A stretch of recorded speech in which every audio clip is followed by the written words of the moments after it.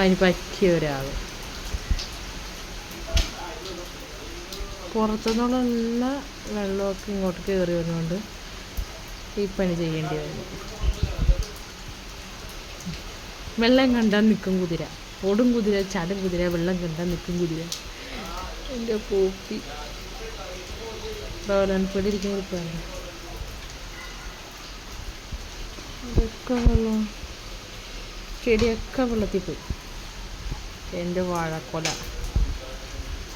കേട്ടാറ്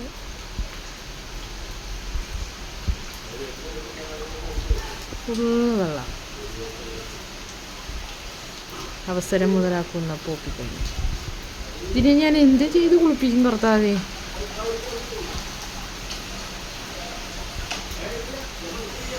my husband